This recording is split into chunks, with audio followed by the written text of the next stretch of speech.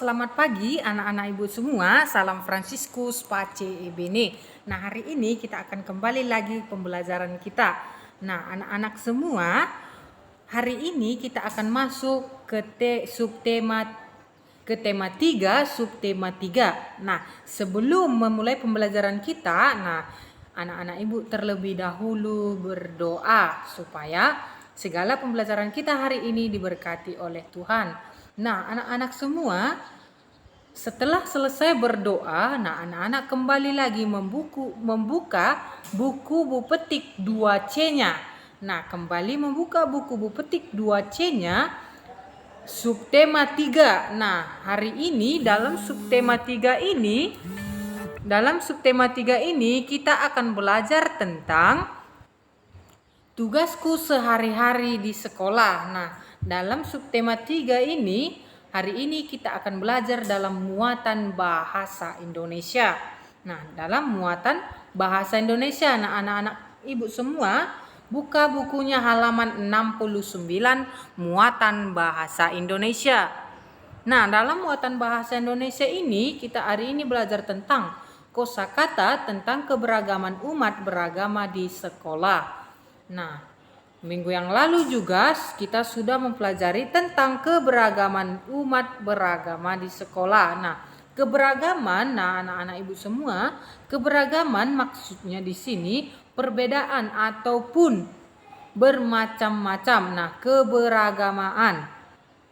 keberagaman. Nah, setelah itu kita lihat di buku kita, apakah kamu pernah membaca teks tentang budaya? Nah, apakah kamu pernah membaca teks tentang budaya? Nah, teks maksudnya di sini anak-anak ibu, sebuah bacaan dari cerita. Nah, sebuah bacaan dari cerita. Nah, itu yang dimaksud dengan teks. Nah, dalam teks itu kita juga pernah membaca tentang budaya. Nah, misalnya budaya tolong menolong. Nah, tolong menolong ini maksudnya anak-anak ibu semua saling membantu. Nah, saling membantu antara sesama teman. Nah, contohnya ketika teman kita membutuhkan sesuatu, kita bisa memberikan apa yang ada pada kita kepada teman kita. Nah, itu yang dimaksud dengan tolong menolong. Nah, tolong menolong tadi maksudnya saling membantu. Nah, ada banyak kosakata tentang budaya di Indonesia. Nah, anak-anak semua, kosakata dapat kita lihat di Indonesia tentang budaya. Nah, berikut contoh kosakata tentang budaya dan artinya. Nah, kita lihat yang di kolom ini anak-anak ibu semua. Kita lihat yang di kolom kata budaya. Nah, kata budaya artinya sesuatu yang dilakukan berulang-ulang dan menjadi kebiasaan. Nah, itu yang dimaksud dengan arti kata budaya. Nah, sedangkan tolong menolong yang seperti ibu jelaskan tadi, saling membantu. Nah, kata tolong menolong itu artinya saling membantu. Nah, saling membantu antara teman, antara sesama kita. Ketika teman kita membutuhkan pertolongan dari kita, kita selalu siap membantu. Nah, kenapa perlu saling tolong menolong? Nah, supaya anak-anak semua ketika kita membutuhkan pertolongan lagi nanti, kita juga dapat ditolong oleh teman-teman kita. Nah, saling membantu itu, saling tolong menolong itu sangat bermanfaat bagi kita. Nah, gotong royong. Kata gotong royong ini artinya bekerja sama, saling membantu untuk kepentingan bersama. Nah, contohnya gotong royong di lingkungan rumah. Nah, saling membersihkan lingkungan rumah tersebut. Nah, saling bekerja sama dalam lingkungan rumah tersebut. Nah, kita lihat yang selanjutnya. Dengan membaca teks, kita dapat menemukan banyak informasi. Nah, informasi itu anak-anak ibu semua, pemberitahuan ataupun kabar berita yang disampaikan secara langsung maupun tidak langsung. Nah, itu yang disebut dengan informasi. Nah, misalnya teks tentang kerukunan antar umat beragama. Nah, kamu dapat menemukan informasi dengan cara menjawab pertanyaan-pertanyaan tentang teks tersebut. Nah, contohnya yang pertama kita lihat, bagaimana cara menghormati teman yang berbeda agama. Nah, jawabannya, caranya tidak mengganggu teman yang sedang beribadah. Nah, ada juga contoh yang lain, yaitu tidak mengejek agama teman. Nah, ketika teman kita beribadah, kita harus menjaga keheningan. Nah, itulah cara kita menghormati teman yang berbeda agama. Nah, apa tugasmu sebagai umat beragama? Nah, pertanyaan yang kedua. Nah, jawabannya menjaga kerukunan antar umat beragama. Nah, tugas kita anak-anak ibu sebagai umat beragama, kita harus menjaga kerukunan, menjaga ketertiban.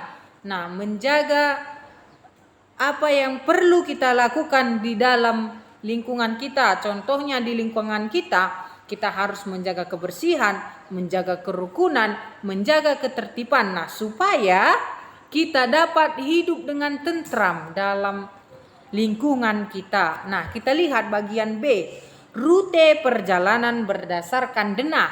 Nah, rute maksudnya adalah jarak atau arah yang harus dilalui. Nah, anak-anak ibu semua, rute itu merupakan jarak atau arah yang harus kita lalui.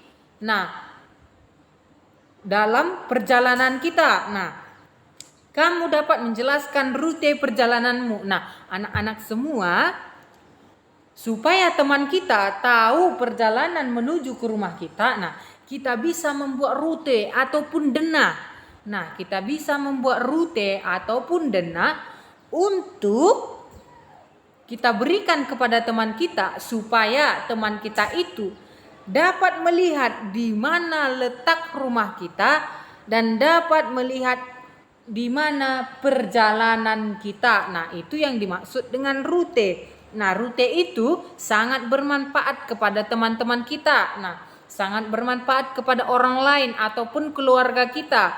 Nah, dengan adanya rute ataupun denah ini, orang yang menuju ke rumah kita dapat melihat melalui rute dengan denah itu dan dapat tiba di tempat yang dituju. Nah, dapat tiba di tempat yang tuju. Nah, misalnya rute perjalanan ke sekolah. Nah, maksudnya rute dari perjalanan anak-anak ibu dari rumah menuju ke sekolah.